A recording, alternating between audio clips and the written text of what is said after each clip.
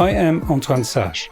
Welcome to IPEM Pearls, a special series of our private equity podcast to share with you the pearls of IPEM in Cannes 24.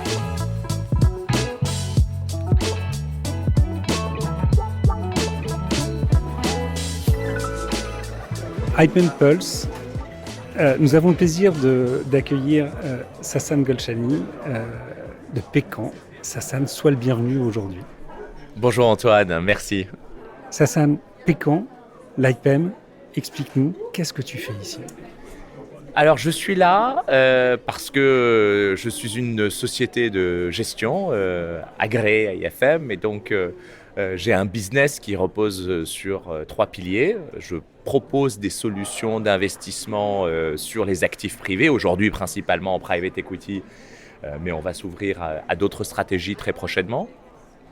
J'ai une plateforme digitale, on pourra en reparler, qui me permet d'agréger des partenaires qui sont des professionnels du patrimoine, des banques privées, des sociétés de gestion, des conseillers en investissement financier.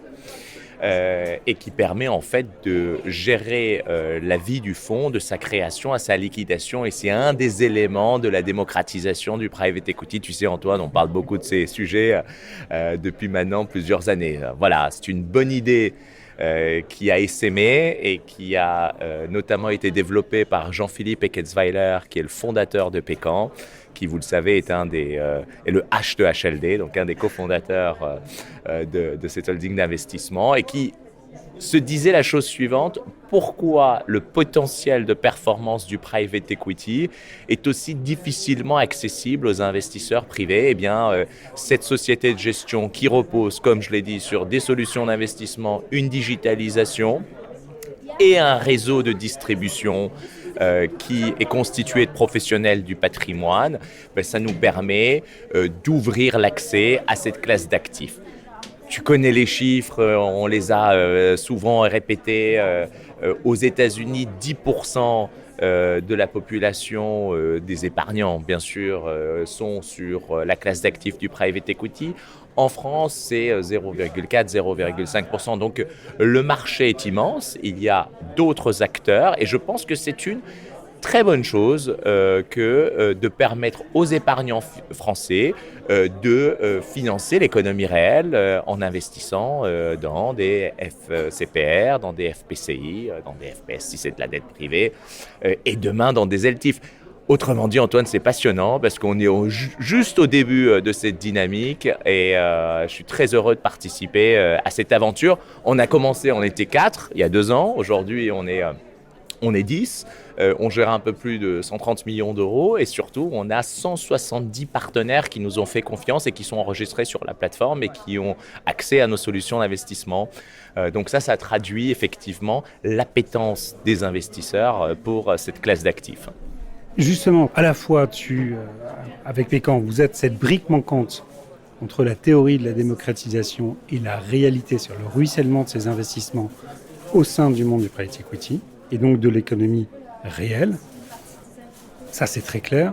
Mais deuxième chose, comment tu fais pour parvenir à convaincre et à aider à convaincre, parce que tu es sur un modèle B2B, des acteurs de positionner dans le portefeuille de leurs clients du private equity, parce que c'est pas complètement inné, ça.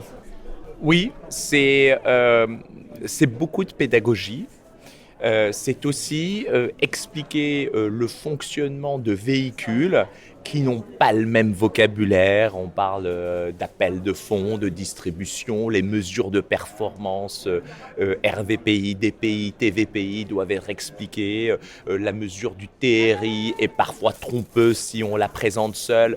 En fait, il y a aussi, je dirais, un canevas de risques qu'il me semble être vraiment fondamental de présenter à des partenaires qui, pour certains, ont vendu des actifs privés, mais exclusivement sous l'angle fiscal. Là, non, il s'agit de donner accès au potentiel de performance du private equity institutionnel. Je te recite les chiffres de France Invest, c'est 12% de performance sur ces 15 dernières années. tu me permettras, étant une société de gestion, de rappeler que les performances passées ne préjugent pas de celles à venir. Nous apprécions. Et que tout investissement dans des fonds de private equity comporte des risques de liquidité, de contrepartie, de change, le cas échéant. Mais ceci étant dit, mais c'est important de le rappeler, je crois qu'il faut de la pédagogie. Et il faut expliquer le fonctionnement du private equity qui donne accès à un potentiel de performance, mais il y a cette illiquidité, il y a cette durée d'investissement longue. Et c'est vraiment si on présente la big picture, si tu me passes l'expression, que l'on arrive à convaincre des professionnels du patrimoine dont c'est le métier d'offrir de la diversification à leurs clients, d'aller sur cette classe d'actifs. De plus, c'est immense. Il y a 14 000 sociétés de gestion qui font du private equity, 650 milliards de dollars qui ont été levés. On ne fait pas de market timing en private equity. Oui, aujourd'hui, le LBO, c'est un peu moins rémunérateur du fait de la hausse des taux d'intérêt, mais le secondaire, la dette privée, enfin, il y a une profondeur qui est extrêmement importante. Et pour moi, c'est la nouvelle frontière en matière d'investissement pour les professionnels du patrimoine.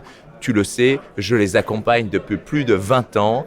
J'avais commencé aux côtés de Gérard Augustin Normand au début des années 2000 et me voilà aujourd'hui dans les actifs privés. Et qu'est-ce qui fait, comment pourrait-on arriver à la conclusion demain soir que l'IPM 2024 à Cannes a été un succès pour Pécan et pour toi?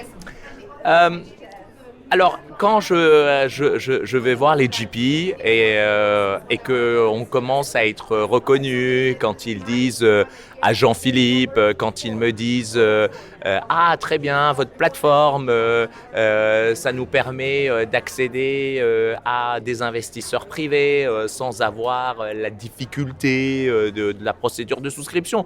Pourquoi en fait ça n'a pas été diffusé le private equity auprès des investisseurs privés? Pour 3 raisons majeures. La première, c'était la difficulté d'accès à ces managers de private equity. La deuxième, c'était les tickets minimums d'investissement.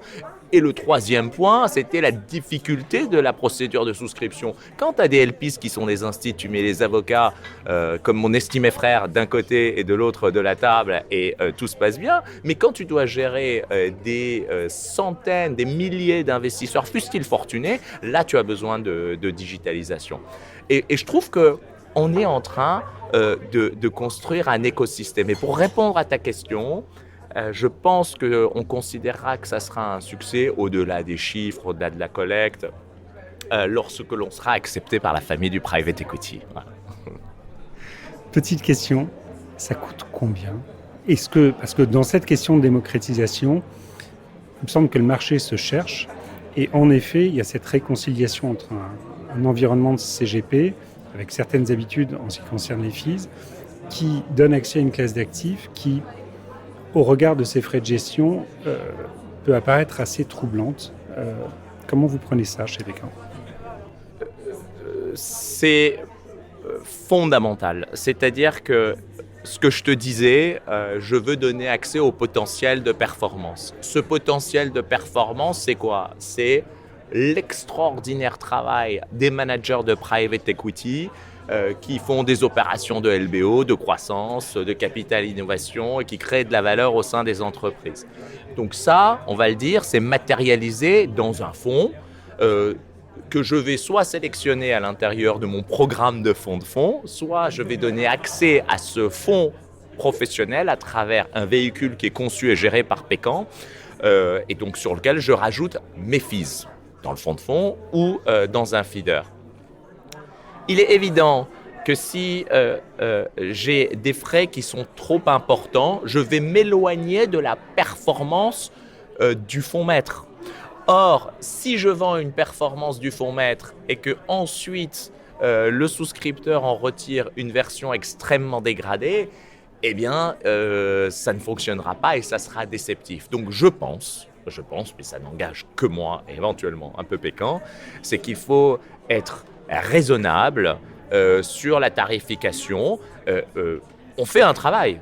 on donne accès à une expertise institutionnelle et sur nos feeders, on gagne aux alentours de 50 centimes. Et sur notre programme de fonds, net de rétrocession, qui sont transparentes à la fois pour le client du CGP, on gagne à peu près 80 centimes. C'est-à-dire, pour être tout à fait transparent sur notre programme de fonds, si tu as investi 100 000 €, on est à 1,65 de frais de gestion. Mais ça ne s'arrête pas là. Il y a les frais administratifs plus les frais des sous-jacents, c'est-à-dire qu'on est aux alentours d'un peu plus de 3% TFAM. Bon, 3% avec du conseil, parce qu'il y a la rétrocession qui est incluse au partenaire au titre du conseil qu'il délivre à son client, ça nous permet quand même d'offrir cette classe d'actifs dans des conditions qui nous paraissent être satisfaisantes pour le client final et lui permettre d'accéder à ce potentiel de performance. Antoine, il n'y a pas de magie. Si tu charges trop tes véhicules, tu sers moins de performance. Voilà, c'est aussi simple que ça. Donc, moi, je pense qu'il faut être raisonnable et transparent. Voilà. Toujours suivant cette logique de clarté, de didactisme. Et c'est une grosse responsabilité, en effet, que de permettre à de nouveaux acteurs de devenir investisseurs en private equity. Et ceci implique d'être raisonnable, mesuré et de s'assurer qu'on s'inscrit dans le temps. Il me semble que c'est vraiment l'approche de Pécan. Oui, bien sûr. Moi, je travaille avec des partenaires qui sont des conseillers en investissement financier que je connais depuis de longues années. Je te disais que ça faisait un peu plus de 20 ans que je suis dans cette industrie. Donc, c'est une responsabilité qui est partagée entre Pécan et le conseiller en investissement financier. On a un parcours de souscription qui est inclus en fait dans notre plateforme digitale qui permet quoi ? Qui permet de juger de l'éligibilité du service d'investissement par rapport à la typologie du client. Tout le monde n'est pas apte à faire du private equity et donc ça c'est la responsabilité du conseiller en investissement financier au titre de son devoir de conseil et de la société de gestion qu'est Pécan qui conçoit et gère les produits qu'elle propose à ses partenaires.